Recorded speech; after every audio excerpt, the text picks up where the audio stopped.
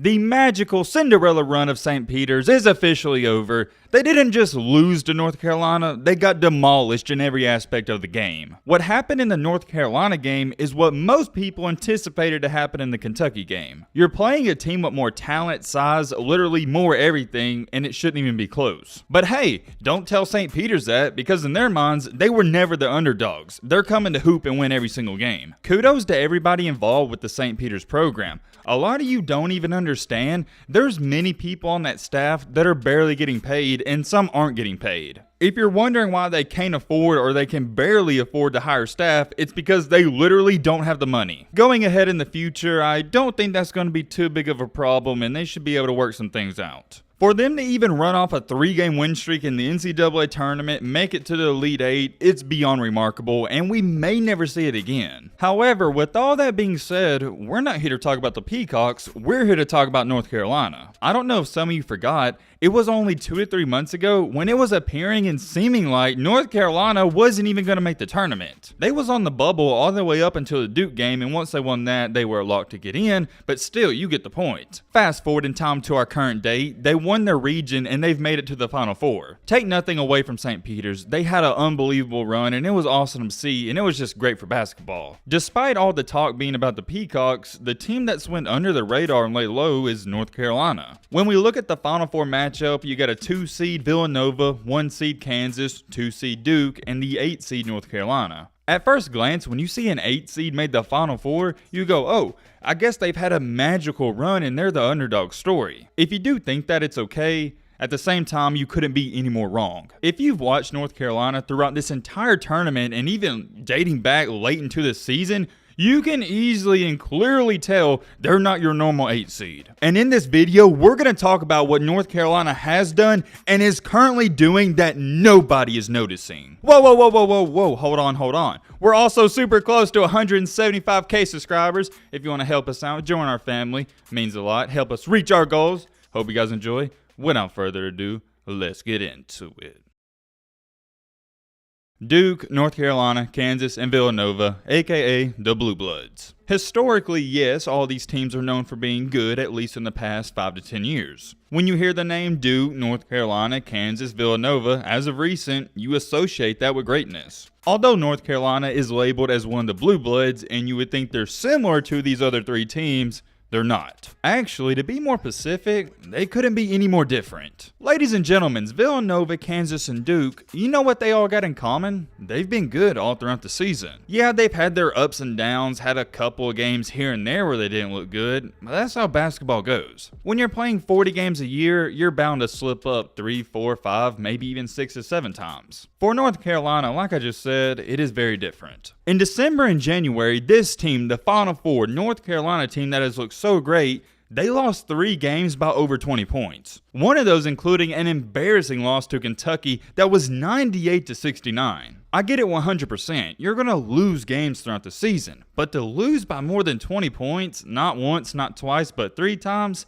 it's pretty bad. When that happens, and as a former athlete, I've gone through this, you gotta do some soul searching, not only as a player, but as a team. On January 18th, they lost to Miami 85-57, which is a 28-point loss. Fast forward in time, only 4 days later, they had a 22-point loss to Wake Forest. Back-to-back L's, back-to-back 20-point losses. At that point in time, that's when everybody on SportsCenter, all these analysts, they were writing them off. Me personally, I wasn't throwing their season away just yet, and I thought they would make it into the tournament. I didn't think they'd make it to the Final Four, but I thought they had a shot or a good shot to get in. Ever since January 22nd, where they had a 22-point loss to Wake Forest, that appears to be the turning point in the season. North Carolina is 16-3 ever since January 22nd. Why is that important? Why am I bringing all this up? Because North Carolina is hitting their stride and they're hitting their high point in their season at the right time. What's the remedy and what's the common factor that every team has that wins the championship? They're playing their best basketball late in the season. Yeah, Carolina might have had some 20-point losses and looked terrible at times, but that was early on in the season. Something had to click though, right? What turned all this around? All throughout the season, what has every single North Carolina fan and what has every single analyst said? Oh, if North Carolina wants to win games and be good, then Caleb Love, he has to be good. If Love has a good game, then Carolina has a good game. If he has a bad game, then they're going to lose. I myself have fell victim to that, and I've believed it at one point in time. Recently, I started watching Carolina a lot late in the season, and I gotta be honest, I was only watching them to see how Caleb Love played. In my humble opinion, I think he's the most intriguing player in all of college basketball. He can go 1 for 21 game, and then the next one he could go 15 for 16. You never know. He's been very inconsistent, and the tournament has been better, but still there has been times where you're like, man, what is he doing? I wish he could play good all the time. It seems like he tries to get everyone to that point where they're like, man, he's not good, and he'll go out there and drop 40 points. With all that being said, I don't think Caleb Love is the X factor. That's what everybody else thinks. I believe the guy who is going to make or break North Carolina, and he is the ultimate X factor, is Brady Manek. Doesn't have a flashy game, doesn't have an appealing game. He's simply an old school basketball player who goes out there and gets it done. Check this out, interesting stat of the day.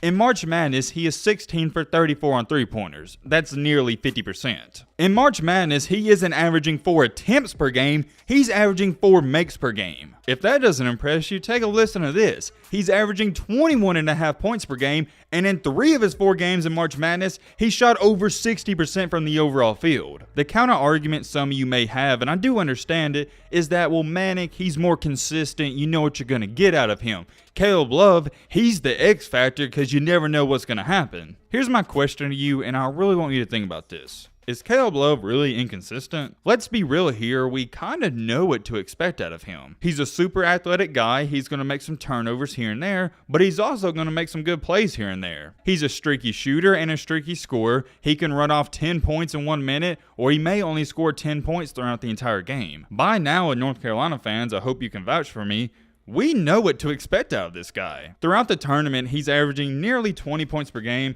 Against UCLA, if you didn't see what happened, it was awesome, and I gotta give credit where it's due. He clutched up late in the game, he hit back-to-back threes that sealed the win. Still, with that great performance, you would have thought he would have shot off the charts. You look at the numbers, he didn't even shoot 50%. He was close, he was 11 for 24. In his other 3 games against Marquette, he was 6 for 15. Against Baylor, 1 for 6, and St. Peter's, 6 for 17. Not so good there. The thing with Caleb where you got to understand, him going 11 for 24 is the equivalent of Manek going 10 for 13. Love is notorious for taking tough shots, and that's why his shooting percentages aren't too high. He has that NBA play style already at the college level. Let's take an even deeper look at his 10 games prior to the ACC tournament. Starting off with Duke, he was 4 for 17, 6 for 19, 4 for 14, 6 for 14, 6 for 12, 7 for 14, 6 for 12, 4 for 12, 3 for 10, and 3 for 18. Out of those 10 games, North Carolina won 8 of them, and that's just 10. I could go down the entire season and it actually gets worse from there on out. So I think I've shown you enough facts and evidence to prove that North Carolina doesn't necessarily win when Caleb Love has a great game. In those 10 games I just showed you, in which North Carolina won 8 of, he only shot 50% or higher in 1 of them. He is not the X factor. Carolina has proved it. It's not just me saying it. It's proven. It's on paper. They can win if he shoots terrible. In that Duke game where North Carolina won, where it was the retirement game for Coach K, he was 4 for 17 and they won by nearly 15 points. The key piece, the key player that nobody is talking about or nobody is noticing is Manek. And if you don't believe me, I'm going to offer you some cold, hard facts. Those same 10 games before the ACC tournament where Love only shot 50% or higher in 1 of them,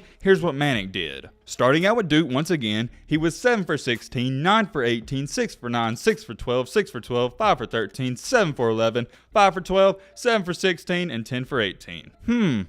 What do you notice with that one that's a little different? Manek is very consistent. I get it though 100%. He's not flashy, he's not really fun to watch, but he's good at basketball. The biggest part about Manek's game that I firmly believe takes North Carolina to an entirely different level is his three-point shooting. He stretches the floor out and he's consistent at it, and he opens it up for guess who? Caleb Love. Whenever Manek gets that three-point shot rolling, that's when Caleb Love, he can take over. Out of everything we've said in this video, I know it was a lot. If you don't pay attention to anything else, listen to this part. It's the most important part and why North Carolina is a scary team right now. Going back to the Caleb situation, He's only played great in one game during this NCAA tournament. He's due to have another good one like UCLA. And even in that good one, he was only 11 for 24. I couldn't imagine if he was shooting over 60%. North Carolina, they wouldn't even have a close contest. Ladies and gentlemen, that is why I would not want to play this Carolina team. Love can go off at any given moment, and he is due for another good game. Or not just a good one, a great one. He's a ticking time bomb, and they've proved it. He doesn't even have to play that good for them to win. Oh yeah, we can't forget to mention and throw in there, RJ Davis is due for another good game. RJ's playmaking ability, it's been there, and I don't think he's played bad, but his shooting percentages say otherwise. In the Baylor game, he was awesome. He was phenomenal. Outside of that, he's been 1 for 10, 3 for 11, and 2 for 11. Davis himself, he goes under the radar, but he's not too far behind Caleb Love. He's a great playmaker, and I think him and Love are an awesome 1-2 punch. Last but not least, the other great player on that team is Bacot. We know what we're getting out of him. You're going to get 15 points and 10 rebounds every single game. There's not another way to say it. Bacot, he's an absolute monster. When you think about all the stuff I just said, and it's only about 4 players, they got Bacot, he's awesome. They got Love, he can be awesome. They got Manek, he's great. And they got RJ Davis, who can also be great or awesome, but is slightly inconsistent. You almost wonder how in the heck were they losing games early on in the year. Here's what I got to say to that, and I think all North Carolina fans are in the same boat. It doesn't matter. We're doing good now. The two teams I wouldn't want to play right now is Carolina and Duke. Ironically enough, they're meeting up before the championship. Villanova's cool and all. I would be shocked if they won it. I don't think they have the offensive power that some of these other teams have. And Kansas, they're Kansas. Kansas has OJ Abaje. They got Braun. They're always going to have good players. North Carolina, they're just hot. And you got to roll with the hot team and hot hand. On the flip side, it almost seems like it's written in destiny that Coach K is going to win a championship in his last year. Duke is Duke. I don't have to elaborate. They always have great big man, great size. And oh yeah, they got Paolo Banchero, who's an absolute monster as well. The game on April 2nd is going to be one of the best games of all time. At least I hope so. You thought there was some beef going on in that game a couple of weeks ago? Yeah, just wait until this one. I'm telling you right now, Carolina is a scary team I would not want to play. And I think Manek, he's the guy that everyone should be talking about. I'm curious about your opinion. Let me know your thoughts down below. But with all that being said, it's going to wrap up this video. You already know I'm out, y'all. Peace. Oh yeah, subscribe if you're new.